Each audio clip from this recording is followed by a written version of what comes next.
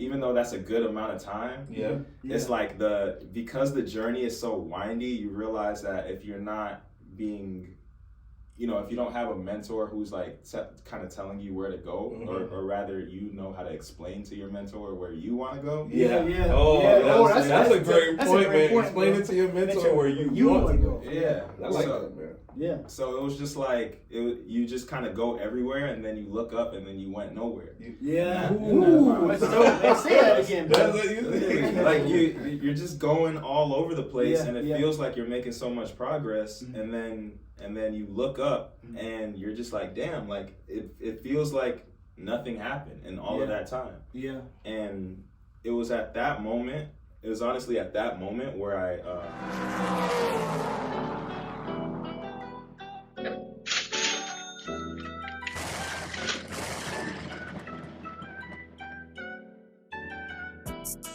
It's your boy TTMT and King D Money here with the D&D Leveling Up Podcast. Hey guys, we know the information that we are giving you guys is leveling up your lives in so many great ways.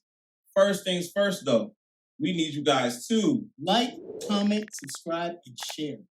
That is so essential, guys, and we'll catch you in the podcast. Deuces. So my whole purpose is to get rich so I can just practice my music and just enjoy it. Or when I go out, even to have that much more time to do it. Because like you only have I was talking to Tim the other day. Like Tim, when he learns a song, he goes all the way through the song. It's like spends all day, like digs deep into it as much as possible. I used to try to get surface because amount of time, but it's like you have to ignore that time and just be like, listen, I'm gonna ignore it. I'm just trying to get as much, because sometimes you have so many songs to get through that you're like, man, I gotta just at least get the skeleton of it, because you don't want to be like, I know 3 or 4 or 5 songs and like the last song I don't know nothing about. Exactly. So it depends on how much time you have to try to consume. You know what I'm saying? Yeah. But I mean, it depends on what your purpose is and your practicality is. Like I'm still trying to work on blues stuff on guitar. Like I play that all the time, and I listen, but there's still like in that genre, there's idiosyncrasies, there's stuff in there that I still haven't mastered and I want to get down. Yeah. But like I was talking to one of the guitar players the other day, he was like, man, you gotta do jazz, you gotta do reggae, you gotta do calypso, you have to have all these styles down authentically. Like to keep up in this in a regular musician's world. Yeah. Right now you gotta know everything, every style. Yeah. If you're a drummer, you're in trouble, bro. You're in trouble. You're in trouble because you gotta know all the styles and what don't happen in this style. That's true. Oh, that's the things that you really gotta watch out. Yeah, like, what you don't. What am I not gonna do? Exactly. I'm not gonna if I'm playing quartet. Yeah. Like what James always no open hi-hats and stuff like that. No open hi-hats on that stuff sometimes.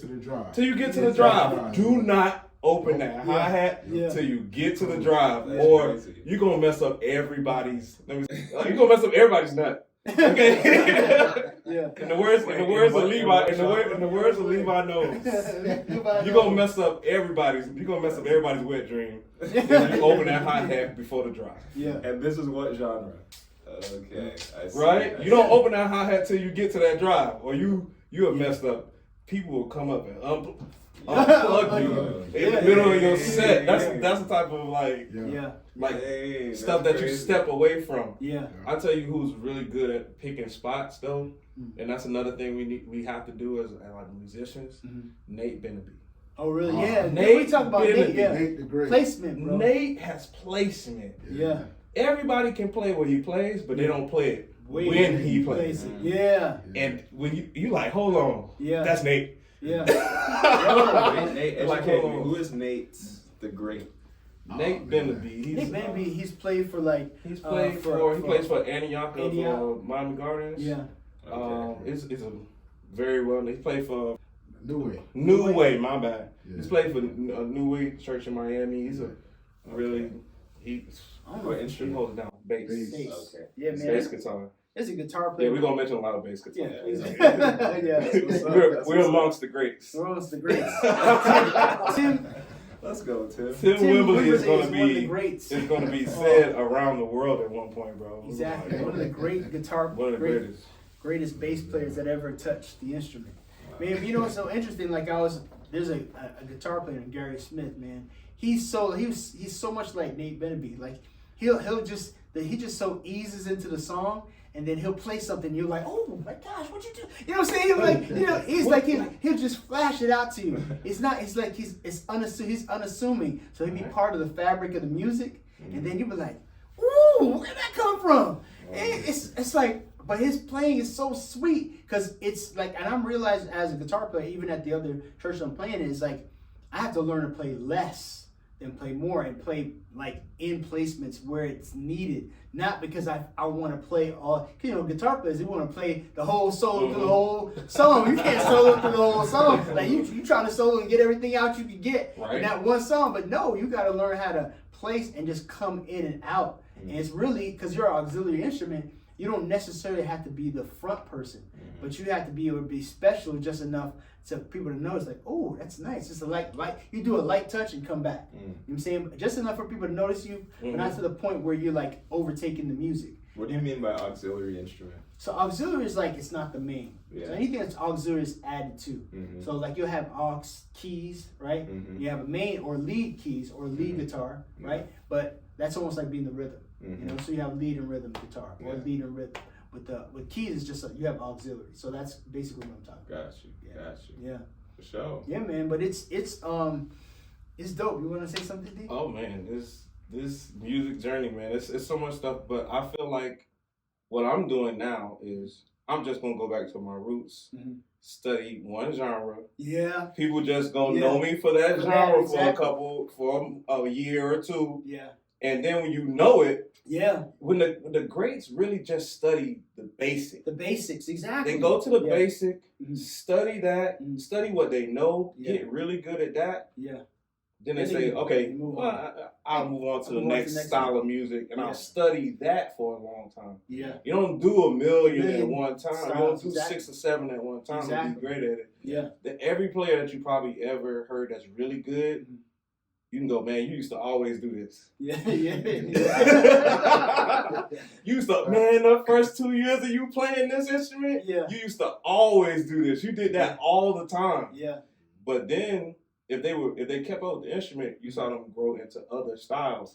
But when they go back to that, you can't touch them. You can't touch them on because they took the time to just they made the decision. They made the decision. And it's hard to do that. It's hard. It's hard to do that. But when everything's flashy out here and everybody wants everybody wants attention. Let's just be honest. Exactly. Everybody wants some type of attention. Yeah. So you just deciding that I'm gonna hold off on the attention for a little while. Yeah. Yeah.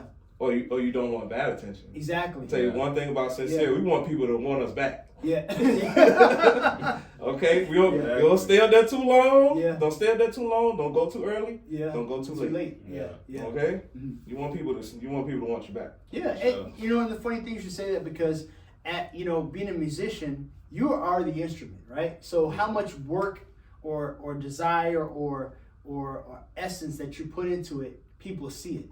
So like you said before, things are so many. Like even with guitar players, there's so many guitar players, playing everything, bro. Not even like you'll say. I find a guy who's a reggae guitar player. He can play all styles. You'll find another guy who's Spanish. He'll play all styles. Yeah. I find another guitar player is a country. His primary is country, but he'll play R&B. He'll play Latin. He'll play reggae. He'll play. It's like.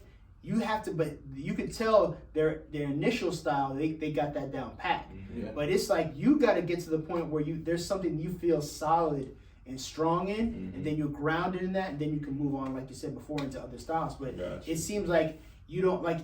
I'll give you an example. People always like ask me like, "Do you listen to music?" I was like, "Man, for a couple of years, I don't really listen to music like the way people listen to music. Yeah. They'll put like they'll cook." They'll put music on, they'll listen to it, they're enjoying, having a good time. I don't listen. I listen to music for learning or for work. Yeah. So it's like, you know what I'm saying? I'm just now getting back into like, let me just listen for enjoyment. Yeah. Because if it's not something I'm working on, it's something I'm getting ready to work on. Like I have like songs in my head, like I got to work out for tomorrow. You know what I'm saying? I have songs I got to work out for Monday, another rehearsal. So I'm already thinking about those songs. So I got to keep listening to those songs over and over, so I get them in my spirit. So by the time I decide to learn them, then it's easier to learn. I remember this guy was saying, like, if you're gonna play something 5 times, you should already listen to it 10 times. So that way, you know what I'm saying? So you should be doing more listening than you should be actually playing. So the more you listen, you're gonna start picking up stuff, and things are gonna filter into your playing. So if you start wanting to have a desire to sound like an individual or express yourself that way, you gotta keep on listening. More and more listening. Because I remember the guys that I knew who were like really great, every time I turn around, I would see them with headphones on. If they come into the gig, the rehearsal, headphones on. They're listening all the time. Yeah. You know what I'm saying? And then there's also isolated listening. Like sometimes I remember when Mark told me, Mark McClary, shout out to Mark McClary. He was telling me one time that you should listen to one section of the rhythm section. Just listen to the drums. Ignore, you know how hard it is to ignore every other instrument and just like focus on one instrument, or just listen to the bass, or just listen to the keys, or just listen to the... It's a whole nother song when you start breaking it up and trying to listen to one instrument. Yeah, that's a key element of, or that's a key skill that I feel like I developed because I produce. So it's like when you're making a whole beat, it's like you have to, like when you're studying music, you can't just study your instrument. You got to study, because you're putting the whole composition together. So you got to study the drums and a couple listens. You got to study the keys. So that's a good point that you made there, because when I first started making music, like I didn't know, like, I mean honestly I still don't know what to focus on. but when you said that bringing, or like focusing on, you're going back to the basics, focusing on one genre, that actually like that hit home for me, because I was like, I feel like I need to do that, because I feel overwhelmed in my music journey right now, and I was just like, man, I need to just focus, you know what I mean? And that, it made a lot of sense. But like when you're talking to, like, or when you're a newer musician, I've been a musician for like most of my life, like 5th grade, but I only started playing guitar in like 2013. Okay. So like, even though that's a good amount of time, it's like because the journey is so windy, you realize that if you're not being, you know, if you don't have a mentor who's like kind of telling you where to go, or rather, you know how to explain to your mentor where you want to go. That's a great point, man. Explain it to your mentor where you want to go. Yeah, I like that, man. Yeah. So it was just like, you just kind of go everywhere, and then you look up, and then you went nowhere. Let's say that again, bro. Like you're just going all over the place, and it feels like you're making so much progress, and then you look up, and you're just like, damn, like it feels like nothing happened in all of that time. Yeah. And it was at that moment, it was honestly at that moment where where it kind of popped into my brain to start my newsletter, because it made me realize, I realized like, oh, because I've worked really hard, like in music and like pretty much everything that I do for a very long time, and my brain is a very long time. And I realized in that time that there's so much more to do, like being great at the thing, than just doing it. Yeah, absolutely. You know, you can literally do the same thing over and over and over and over and over, like practicing because you think that's what it takes to be great. Yeah. And then you look up 10, 15, 20 years later, and you're still not great. Wow. And because there's so many other elements. Yeah. There's so many other elements. There's so many things pulling in so many directions. And like we were talking about last podcast, when you said you were talking about some things that you were dealing with the other week, and you was like, man, you really helped me out by, you just got to decide. Exactly. And that's what's keeping a lot of us from making it to wherever we want to go. Yeah. It's like, okay, we're here, we decided, but then we see shiny object here. Exactly. Okay, let me go over here. Like, oh, my friend's like this right now. Yeah. Let me go over here. Yeah. And sometimes a lot of people, and sometimes a lot of people don't want to get mixed up in the, oh, you're just that one type of, like you're a mono person, like you just, like that's all you do, like right now, exactly. This is all I do until I'm great at it. I set up these cameras, and I got that Final Cut. I'm working on Final Cut. It's like, man, you should try CapCut. You should try blah blah. I was like, Yeah. Okay, I do want to know how to get around it, but I don't need. But I want to study final cut and get that down and get final cut down all the way. Yeah. The rest of them I just need to know how to get around them, just in case I need to work with on. Yeah. But like I got a mentor on motorcycle. I ride motorcycle. Okay. Right, Harley Davidsons. Let's get it. So I watched this guy called Robin Simmons. Shout out to Robin Simmons. Right, Robin Simmons is a retired police officer in New York motorcycle unit, and retired lieutenant. And he says, time riding is not time studying the slow maneuvers that you need to do in order to stop. Okay. The bike's cool. The bike keeps itself up. Yeah. You going 20, 30, 10 miles an hour. It's keeping itself up. Whatever thing God got going on with the earth and rotating objects keeps you up and balanced and going straight. The moment you slow down, the moment there's no power going to the rear wheel, you're going to tip. Okay.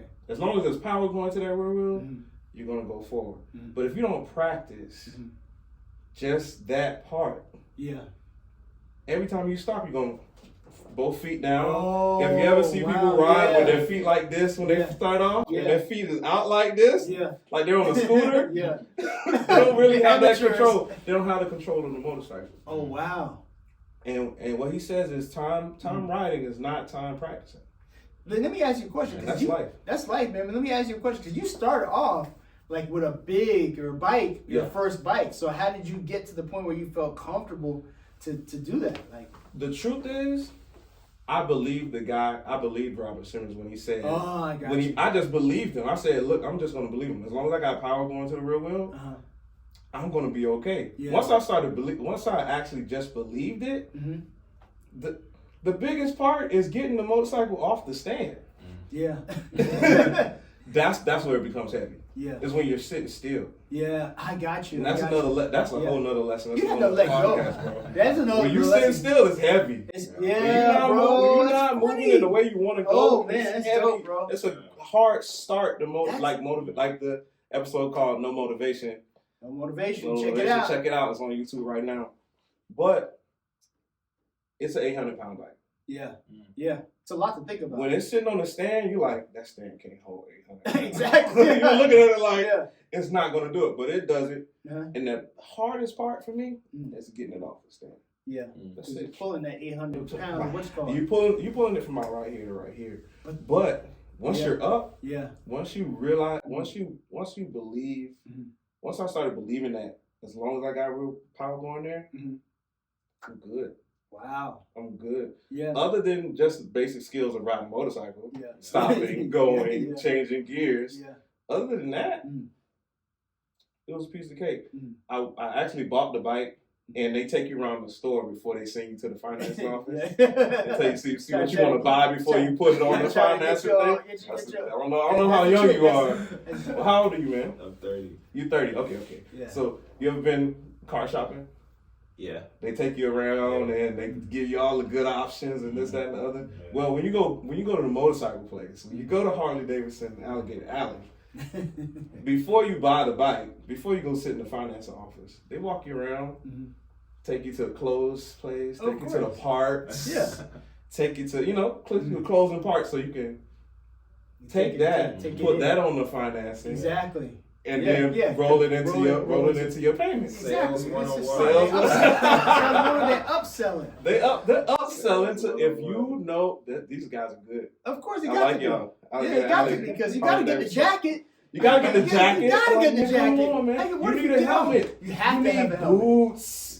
Come on, you gonna pay for these after you buy the motorcycle? He said, we're gonna give you percentage off anyway right now. Exactly, you're gonna buy it anyway. You have no choice. Limited time offer. Limited time offer. You can roll this into you have to do it eventually. It's more expensive after. Exactly. And you know what the craziest part is? I leave there and the guy's like, me and my wife talking with one of the managers, and he's like, man, you got the easy part. You got the bike. Yeah. I was like, what are you talking about? This was like upwards of like 35 grand. Like, this the easy part? How can this be the easy part? How can this be the easy part? But just like all our instruments, bro. Yeah. You can buy the instrument, Yeah. but the little stuff you want to go with that bad boy, bro, yeah. if you feel like, oh man, I want to sound like this guy, Yeah. pickups, strings, you start going into this, pedals. going into that, pedals. Bro, that's the expensive. That's the expensive part. Yeah. They don't know when to stop though. And Harley Davidson, everything's like, I feel like everything's like $500. Like it's $500 and up. Everything you want to buy and put on the bike, seats, $500. You want new pedals, $500. Floorboards, $350 a piece. What? It's absolutely insane, bro. But speaking to our musician conversation, yeah, man. Once you get into it, it's cool. I get a $300 trumpet right now. Yeah. But if I want to sound, that's what I'm saying. If I want to get like a little Latin band, and I want to play nice and clear and loud, that little TR 300 ain't gonna do Yamaha ain't gonna do it. It's gonna cut it. It ain't gonna cut it. You also learn that no matter how good that instrument you get is, if you suck, that's true. But you know what? I realized something. A lot of times is the higher the instrument, it's just easier to play. You know what I'm saying?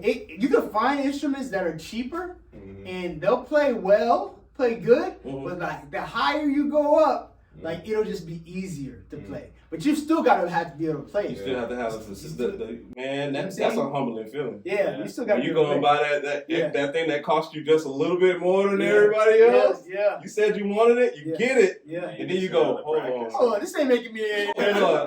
I don't sound like Arturo Sandoval yet.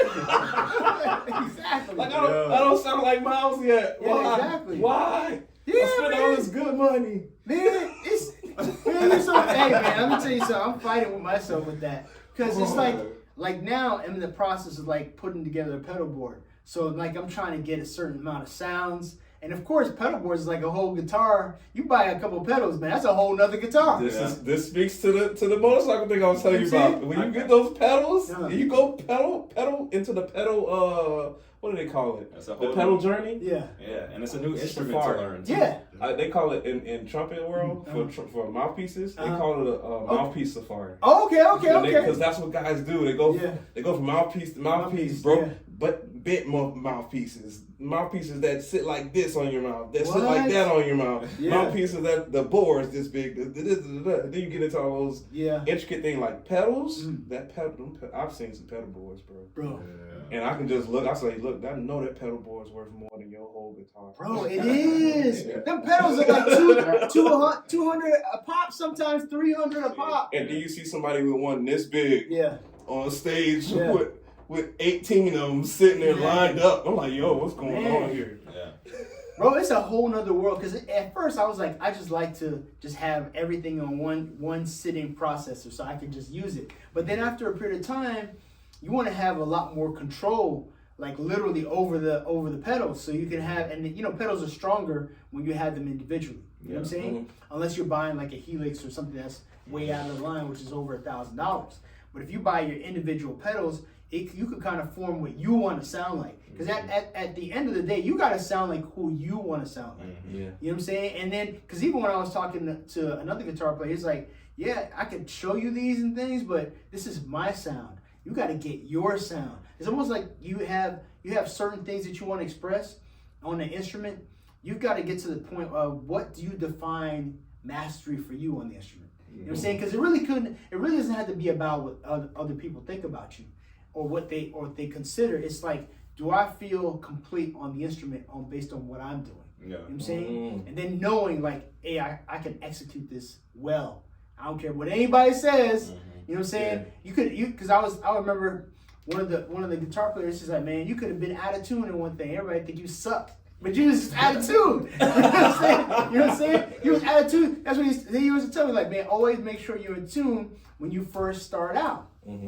Make sure the guitar is in tune, no matter what. Because he said, man, you could be playing, people are like, man, you garbage, because you're out of tune. You know what I'm saying? You're out of tune. So you just got, but when you start thinking about all the things that are in the world of being a musician, you control that. So if you're in tune, you're in tune. You're in the frequency of where you need to be at. You're placed in the you're allowing yourself. It's almost like when you have a conversation with people, right? We all can't have a conversation at the same time, but you got to learn how to conversate on the instrument. Like, I'm going to speak, I'm going to let somebody else, I'm going to listen to what they're doing. I'm not just listening to the bass player, I'm listening to the drummer, I'm listening to the vocalist, I'm listening. So how you are on the instrument is how you actually are. Like, if you don't listen, and every time you talk, you got to talk over somebody.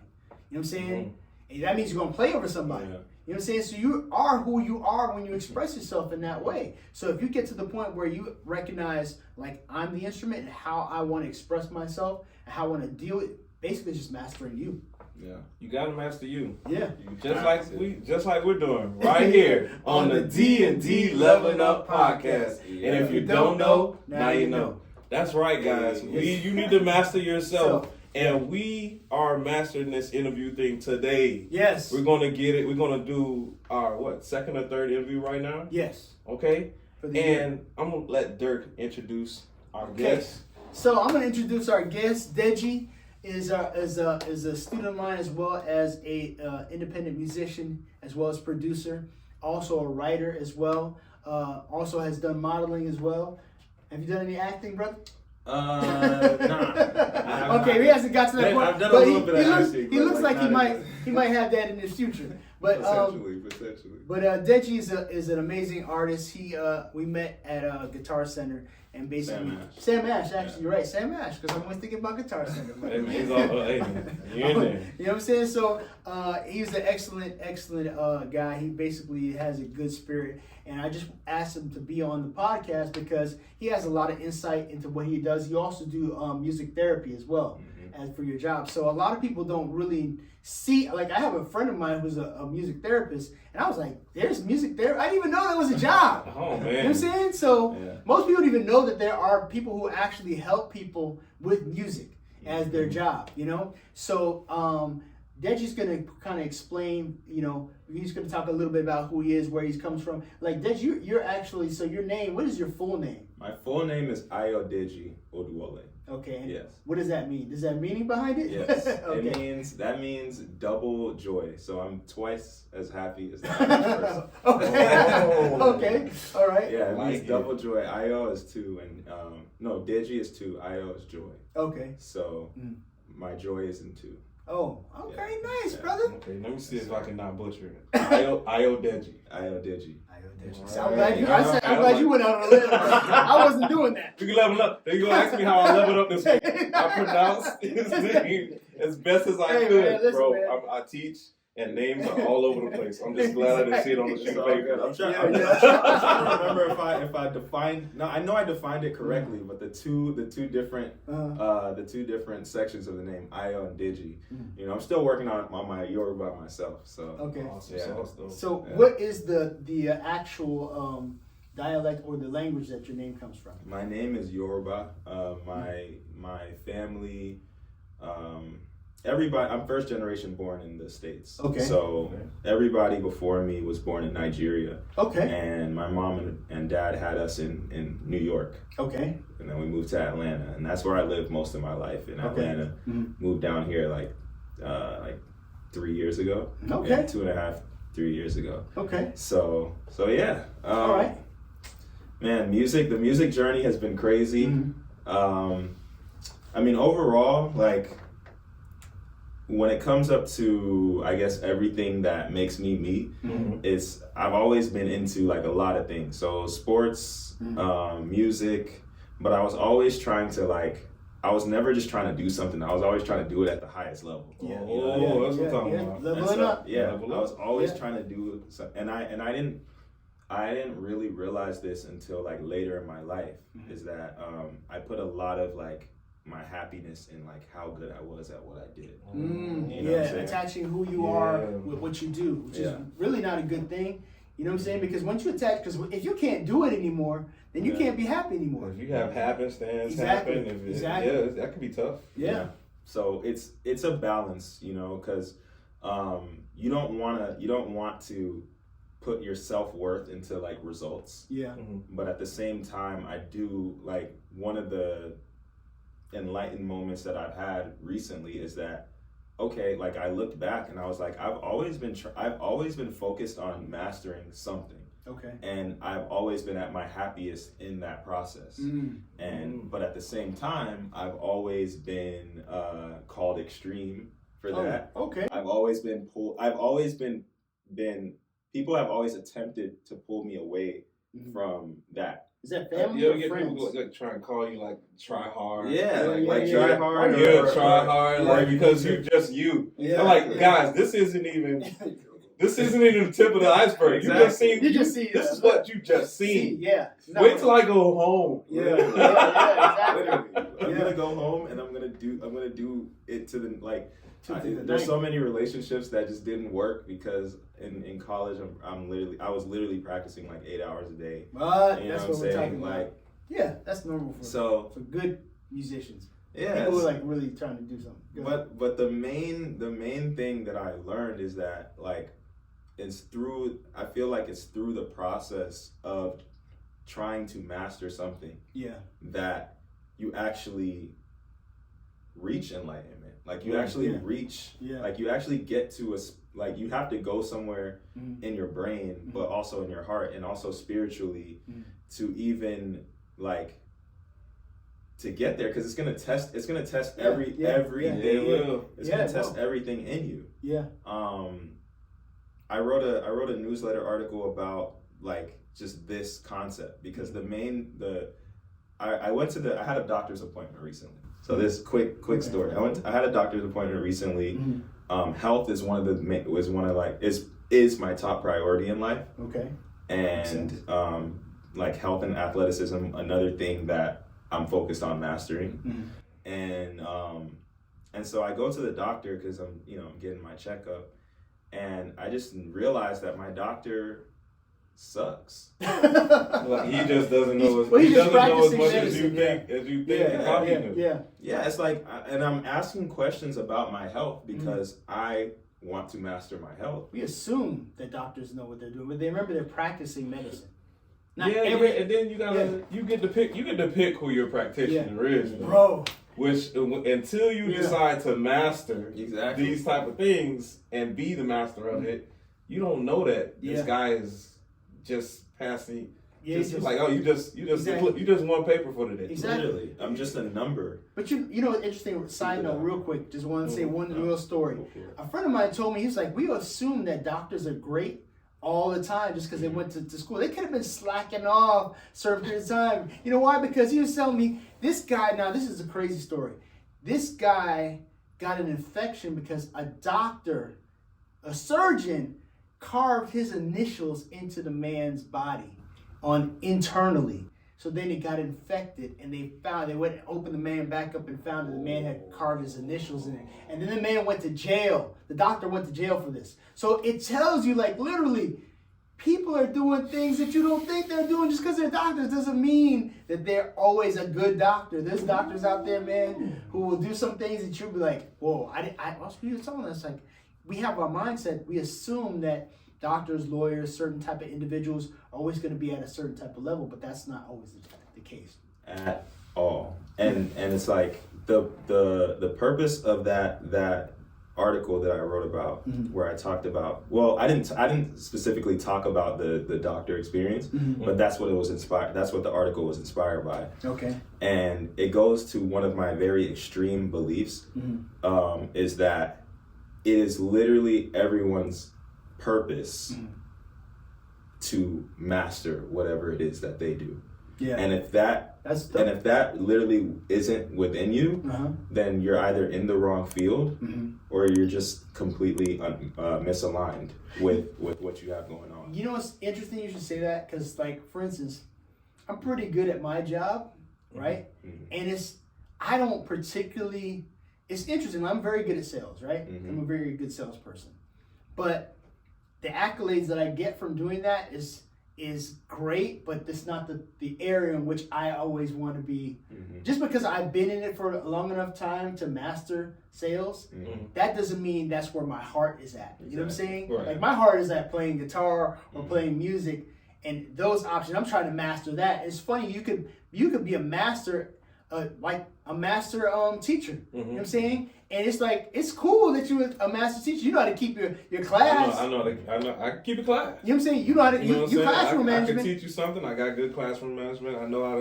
I know that you may not learn it how he's going to learn it. Yeah. And it's some people that just don't know that. Yeah. They want to teach up and down. Yeah. Straight at you. Yeah. Like, hold on. This guy, he may not dig numbers. Yeah. Yeah. She may not like reading. Yeah, because it's different type of learning styles. It's different type of learning styles. Yeah. Or they may not just like you just talking straight to them. Yeah. Yeah. Like, you gotta not look at them and say things, and then like, okay, I can listen to him now. Yeah. But if you look at me, I don't know what type of, trauma you went through. If I'm looking at, like, I have like these issues with, sometimes I have issues with young boys. Yeah. Right? Mm-hmm. And I mean issues as in anger? Not anger issues, but like, when I'll say it like this. When I grew up, you looked your parents in the eye. Yeah. Oh, You yeah. get what I'm saying? Those I come from that. I come from that. So my culture, it's not my teaching altogether sometimes. It's my culture, like, hey, when you talk, this generation, they talk turned around, bro. Really? They'll try and speak to you over here, like, I talked to you already. Or they'll yell something, assume you don't give them an answer, and they're like, well, you told me I could do it. I say, did I answer you? Yeah. What? What? The first question I ask is, did I answer you? Yeah. And they'll go, no. But you were getting up to go do the thing that you just asked me to do? Yeah. You didn't get an affirmative. You didn't have the conversation. Yeah. You just said it out loud. Made an assumption. And it's mostly with the teen boys that do that. Okay. They'll be like, hey, Mr. Everett, can I go to the bathroom? And I'll just see them getting up to walk out the room. Like, I didn't get confirmation. I'm like, hey, wait. By the time I'm teaching, so I'm like, you're not worried about people just getting up and walking away. Yeah. So I'm looking, and I'm like, hold on. Did you ask me to go to the bathroom? I don't even remember. It's like, I don't remember giving you permission. An affirmative on. Yeah. That's what I want you to do. The etiquette. Because the etiquette, because the truth is, you're responsible for those 26, 27 bodies in the room. Absolutely. That's you. Absolutely. That is your name on the line for that time. Yeah. So I'm your local parental. I'm your local parent right now. Yeah. If you just get up and leave, I have to at least know where you're going. Exactly, because I'm responsible for you. I'm responsible for you. So the reason I was getting back to that, because I know that as a teacher or a former teacher, and still a teacher in some aspect, but not in the school system like D is that that's something you have mastered. Like, you have to have good classroom management, or else you can't there teach. There are people that drown in that. I know. They'll start crying. Oh my God. Man, people have cried. It's a lot. It's not easy. And I think people think that it's like, you just get up and work. Yeah. You just like so many times. Exactly. It makes more work. I have that feeling, bro. Sometimes I'm just like, yo, look. I was like, and then I start counting all the kids. Yeah. And then there's a music teacher. Yeah. I'm basically teaching the whole school. Yeah. So when I started looking at all the numbers, now I got 18 tabs in my grade book, 20 some kids a piece. Yeah. And I'm like, hold on. I literally see 400 or 500 people. Wow. Yeah, absolutely. All year. People don't realize I react with that many personalities. Yeah.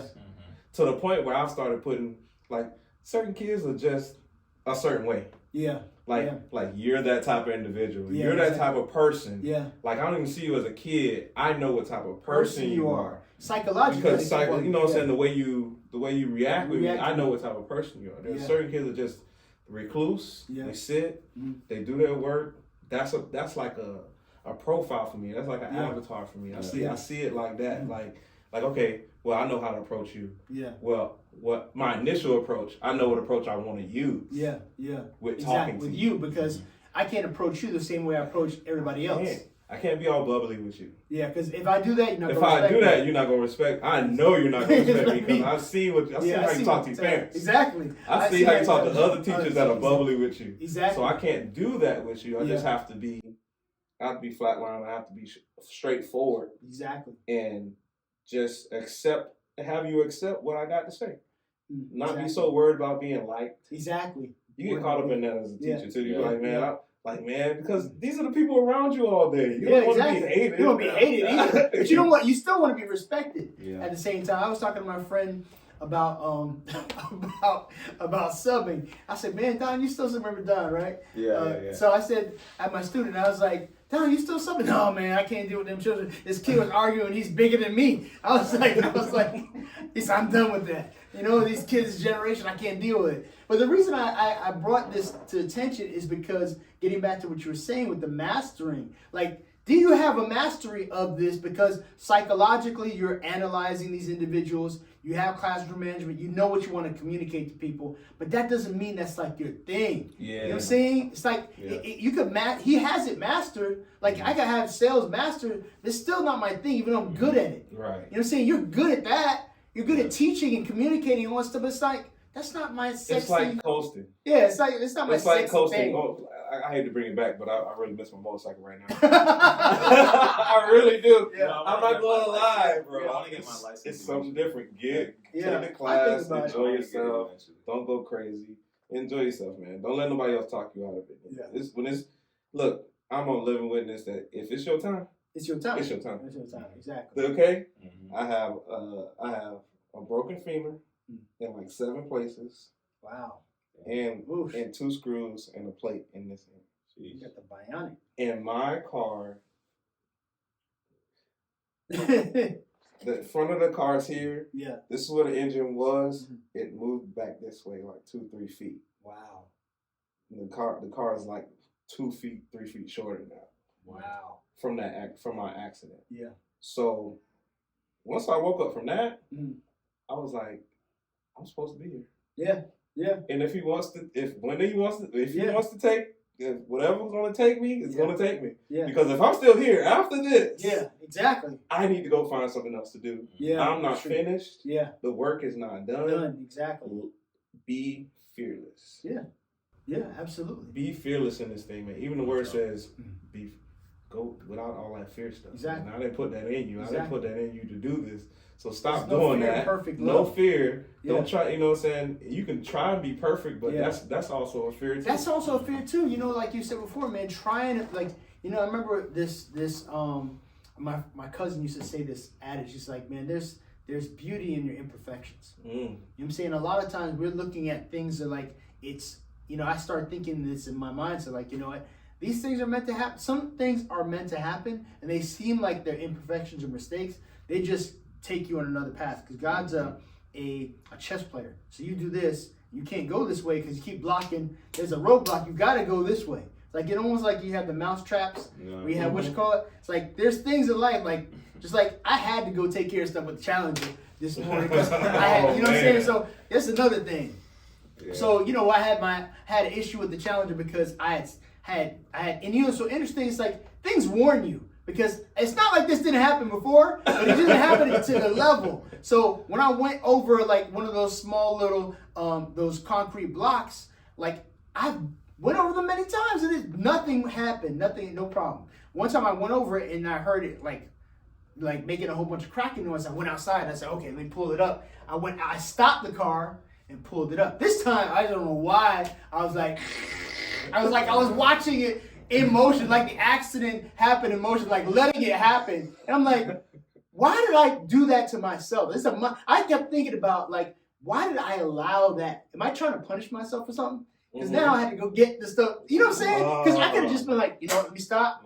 And there was a guy, you know what was weird? I think it's because of other people sometimes. Because there was a guy that was in a like a big U-Haul truck. And he was looking at me for some reason. And I felt like there's judgment. So I was trying to get the car out. And he's listening to me and it's cracking. And I'm looking at him. He's looking at me. Fear. And I'm like, it was fear. It's that's like fear. It may uh, not be intimidation, but it's a fear of being maybe judged or looked at funny. Like, hold on. Exactly. I'm going to get out your way. Like, I stopped doing that this week. Bro. Yeah. Look, bro, we talked about the Too Nice podcast. Yeah. Don't be too nice, man. Exactly. Don't be too nice. Don't be Okay? nice. There's nice and then there's too nice. There's too right? nice, exactly. Like, I got into it this week. I got into it with a parent the other week. Okay. And I didn't let go. Yeah. And the reason I didn't let go is because I was being too nice. The reason why he got in trouble was I was being too nice to him. Yeah. I was letting him make up some work. Yeah. And now, because he was making up work, he failed in another. He was failing in another class. Exactly. All unbeknownst to me, he's failing another class. Wow. So they're trying to put it on me. Yeah. And I'm like, well, which class you want him to have an F in? Exactly. Mine or his? Or his? Yeah. Either way, somebody's going. He was going to take that. If he wasn't failing in that class, okay. Yeah. Okay, cool. But you are. Yeah. But now you're failing in 2 classes. You're trying to make up work in one. At a different time, but he had to pick. You know, that comes down to picking which one you want to do. Yeah, yeah. You know what I'm saying? Yeah. Which one do you want to do? Which one can you take the brunt of right now? Yeah, deciding. Yeah. This is, man. We're gonna do a whole the whole playlist on deciding and decision making, because I think that's what's really keeping a lot of us from doing the things we really want to do. Yeah. You know, there's this. I don't know if you guys have heard of Alex Hormozi. Yes, sir. absolutely. Yeah. Oh man, Alex, shout out to Alex Hormozi. Shout out to Alex. He has Hormozi. some good concepts. Yeah. He talked about the 5 stages of entrepreneurship. You know what I'm talking about? Good. It's Like, man, bro.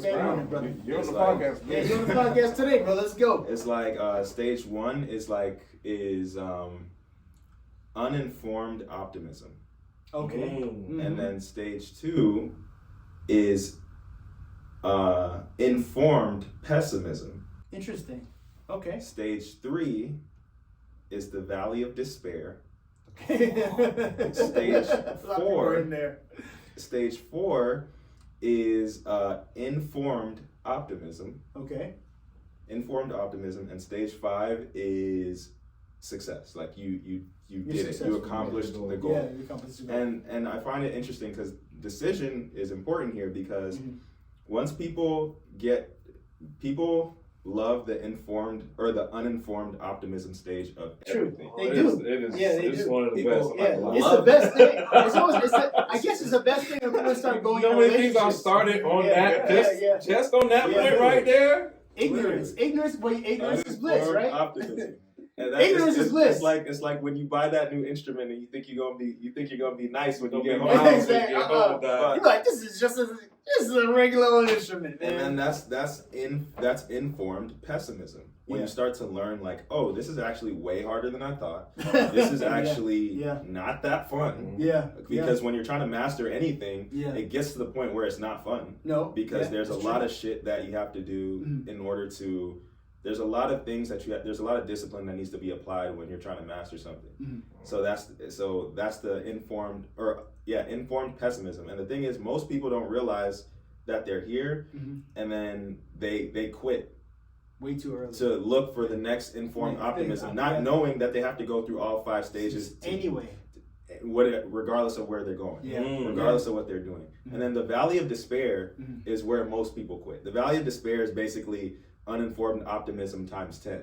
Like you basically learn, no. It's basically informed pessimism times 10. That's what I meant. Now you realize, well, I'm in the. You're like this sucks. Yeah. Like this is actually whack. This is the suck. Wow. Embrace the suck. Like but embrace the suck. Literally, embrace the suck. The valley of despair. The valley of despair.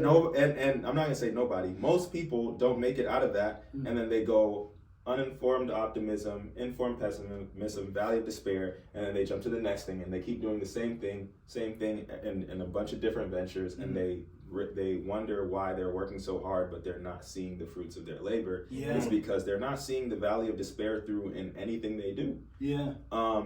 To reach the informed optimism stage, which is now you're like, damn, this shit sucks. There's a lot of shit that sucks about this, but I'm committed to it anyway. And like I made a decision. Exactly. I decided. The informed optimism stage is where you decide that you know now all the bullshit you have to go through to get to the point of success, and you also understand that there's going to be more bullshit that comes up that you don't know about yet, but you're committed anyway. And then that's when you reach, like, through years or however long, undetermined amount of time of doing that, that's when you reach success in whatever you're doing. And that was so powerful to me because like I said, I've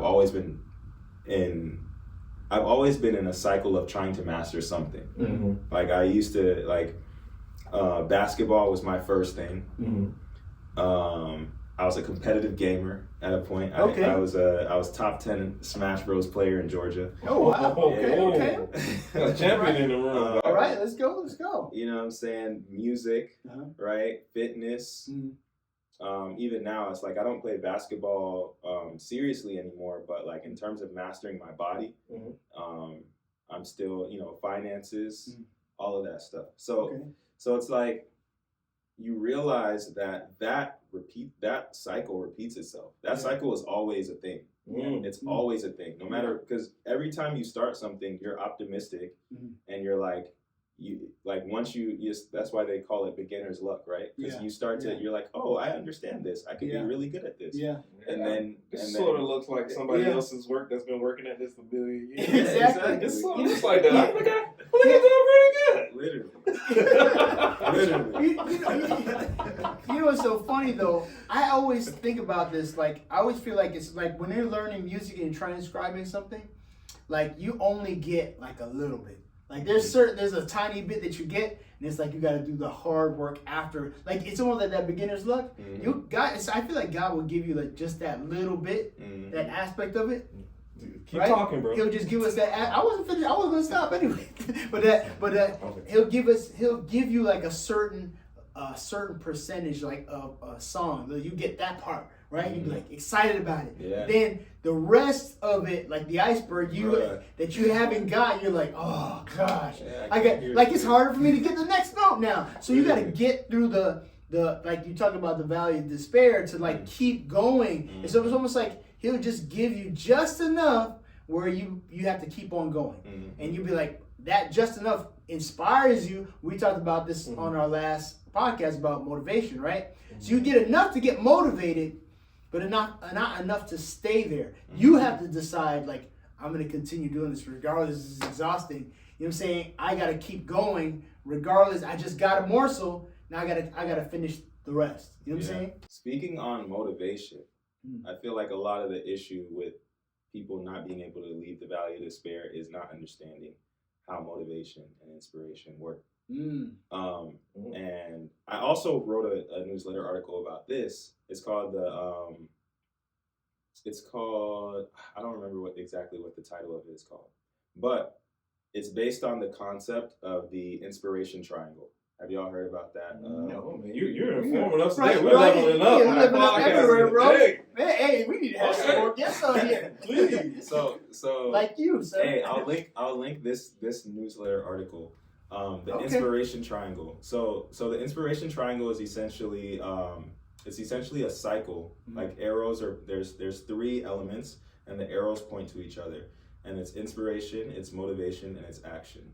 So the problem with the valley of despair and why rarely do people survive it is because they are relying on motivation and they're relying on inspiration to take action.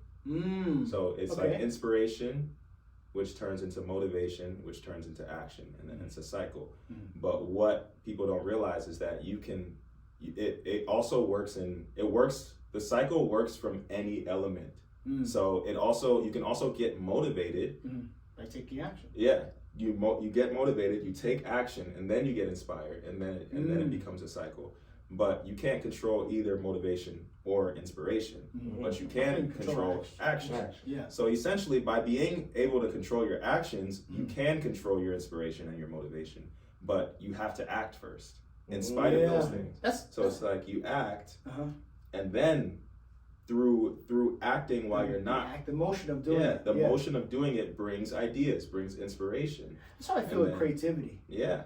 Creativity. Like if I decided like I want to create an album, like I was telling Digi the other day, I was like, the reason I haven't recorded any album is just, I remember one thing that it's the same adage that Miles Davis said. He said he didn't record for 10 years. He said I have nothing to say.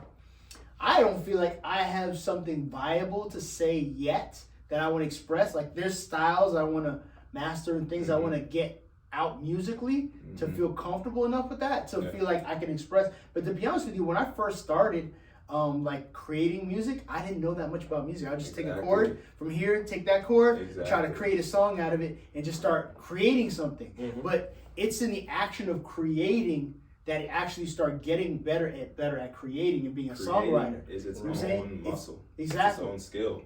Exactly. And Dirk told me that, and I was just like, man, I hate to disagree with one of the greats, but I don't agree. Yeah.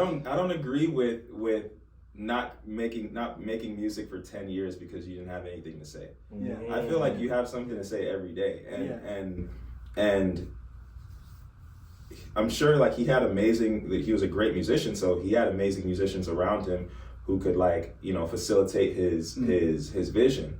But my thing is, again, like, you don't get better at creating by not creating. Exactly. I know exactly what you're talking about. You don't. I know. You really don't. And I shouldn't even wait to do that. I should just actually just start doing it. But it you know, the funny thing is, I find that like as a musician, I think about musicians in their placement, right? Like you have a guy who'll play behind a certain individual, and he's comfortable just doing that. Like there's other guys who are comfortable, like they gotta create, they gotta produce, they got a sound engineer. That's great. I don't like doing anything like that. You know what I'm saying? So I'm not interested in I tried to do like production for a period of time. Like if I don't get the sound right then and there, I'm done. I can't do troubleshooting on music. Searching. And problem. Yeah.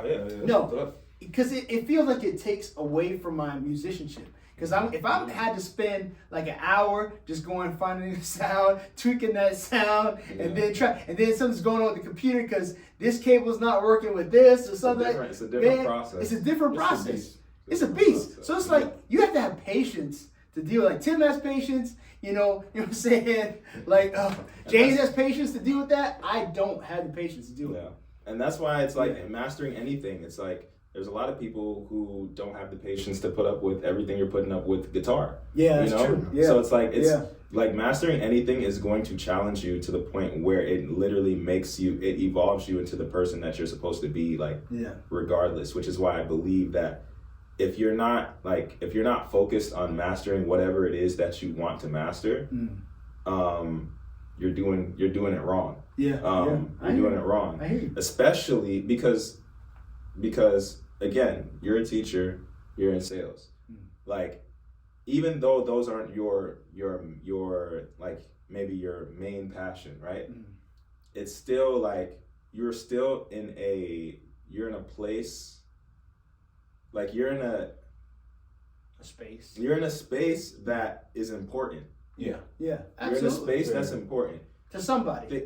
Exactly. Maybe it is important to us. But it does facilitate because we have a skill set that is needed. And and we're ultimately puzzle pieces to facilitate a bigger mission. True. So it's like it's not always about what we want, and it's, to this day it still pains me. To this day it still pains. But that's one of the things that I realized about mastery is like I really don't think you will master what you are meant to master. If you want to master it for your own sake. Oh, that's dope, bro. That's dope. Because you know what? You're right. Because to be honest with you, that means like I can't master a certain thing unless I want to give it to the world. Exactly. Or the other half, you're not. A lot of people I know didn't master certain things or they mastered certain things because they wanted to prove someone else wrong. Wow. It has to be someone else. Yeah. Either way, whether it's a good effect or a bad effect, either way I've seen it in a lot of people's I'm gonna take Wilmar Marcelin by somebody. Okay. Wilmar Marcelin is the type of guy, he wanna master something, find the guy's picture. Every day. This is for you. Getting it in. I gotta be greater than you. Yeah. My guy, saxophonist, guitarist, every day, guitarist. I feel like he was really why he really tried so hard on it was the beat. He had that dog in him. He gotta be better. Yeah. I gotta be better. Yeah. The guy came in. I saw one week he came in with a guitar in a box. I clowned him for that. Yeah. after that, he ended up being a guitar player for the group. Yeah.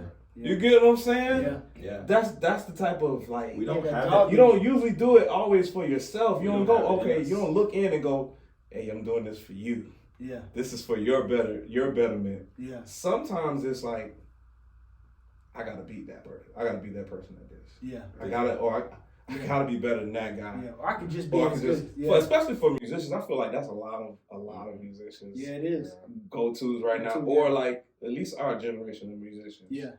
Because now I don't know why new musicians jump in it. Because they seem like they're having a good time with everybody. They just hop on the set and play like, and I'm like, but you really not worried about being better than that guy over there, huh? Yeah, because they care about. It's not a big thing. It's not a big thing. I don't think it's that big of a thing in this generation. Not in this generation. I think, you know what, and also you got to remember too that because there's more exposure to more music and more learning, they've actually accelerated their learning because. You could be a 5-year-old kid or a 7-year-old kid. You could watch all the greats do one thing and that's why you have kids out there like 5 kids. You're like, you're 5. How you they can't even get the instrument around.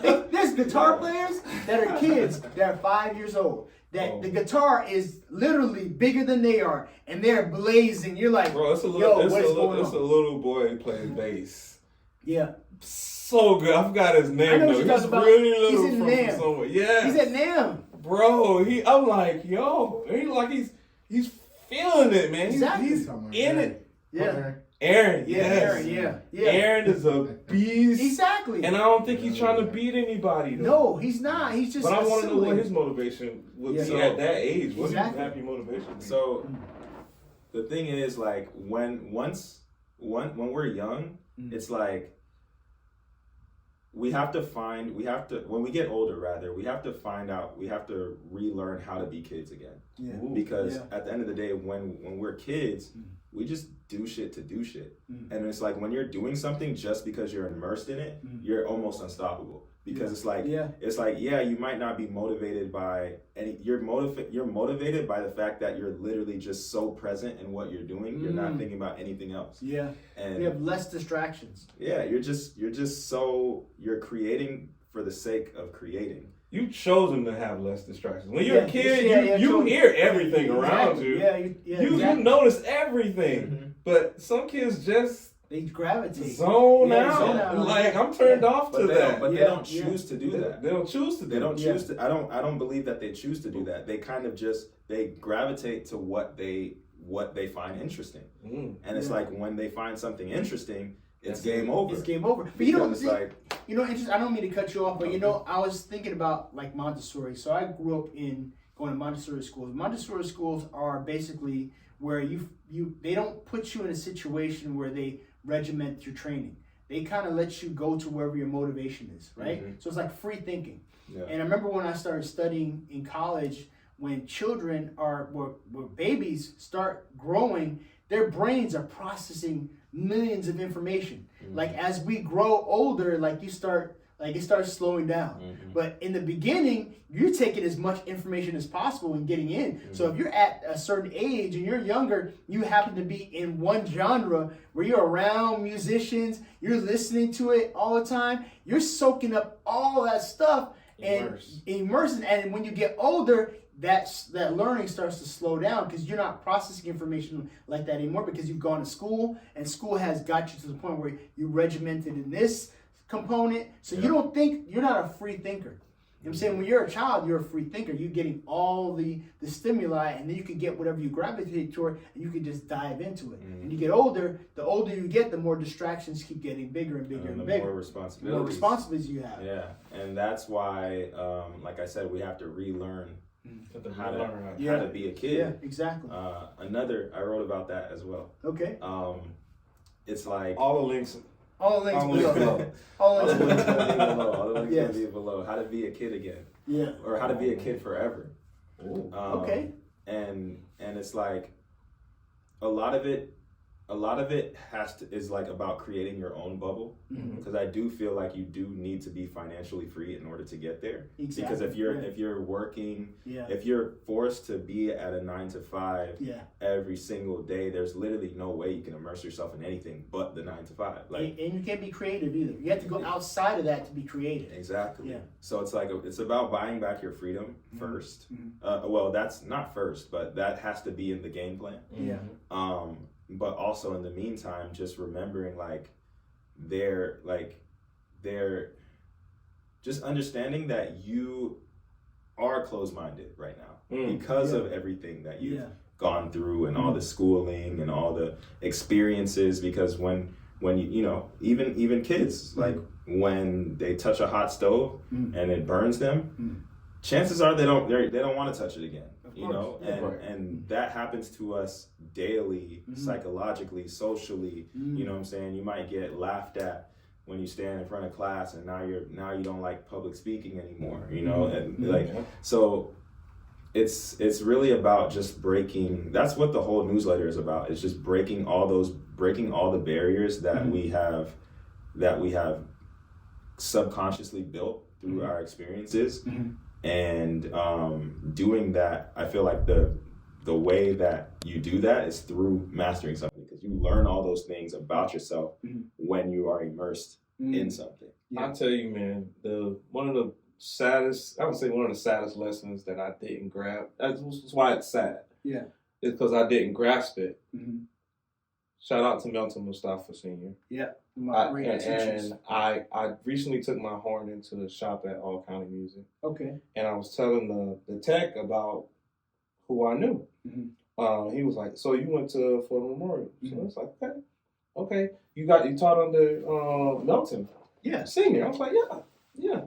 Four of the best years of me playing trumpet." Yeah. One of the greatest and one of the greatest players of all time. Okay. Yeah. And the lesson he was trying to teach me was, man, stick with this one thing, man. Yeah. Stick with this. You all over the place, man. He's like, "What you want to be? You want to play? You want to play in the marching band?" Exactly. And now as a teacher, I can see why he would say something like that.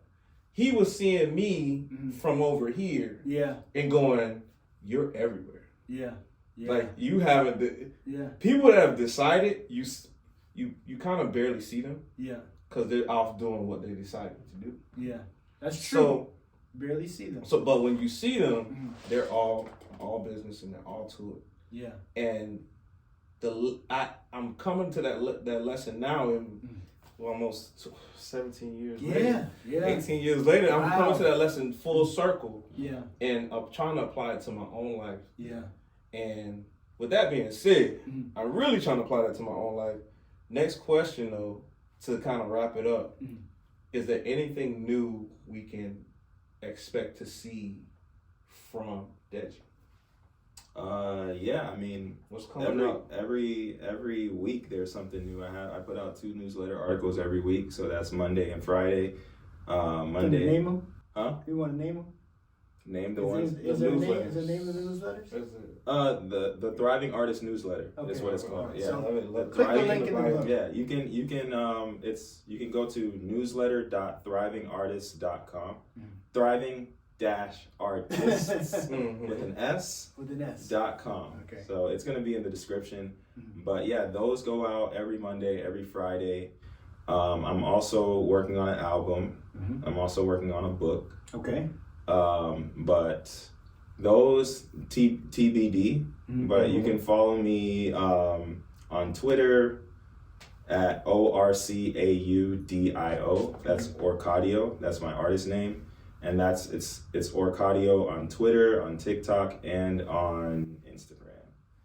So yeah. All right, guys. All right, y'all heard it right here, man. New stuff coming. Make sure you guys check out every week. Every week. This is a promise. Man, let's go. He said every week. Every week. You know how many people don't put every week or say that they're going to do something on a schedule because they're scared that they're not going to do it? Yeah. I said, look, man, this banner's gonna say every Tuesday. Every Tuesday. And you came in and was like, man, you put the fire under yourself. I said, yeah, I gotta do it. Yeah, exactly. I gotta decide. Like, this is going to happen. You gotta have this date. Exactly. You gotta have a standard. You gotta have a standard. Yeah. So even if you fall away from it, you got something to measure against what you fell away from. Correct. Yes. And what can be measured can be improved. Exactly. Right? Sure. Right here on the D&D Leveling Up Podcast. And if you don't know, now you know. Peace. Deuces. Yeah, that was great, man. That was hey, great. Man, that was great, bro. Yes, sir. Awesome work, bro. Awesome. Appreciate Man, you brought working with you, man. some good stuff, bro.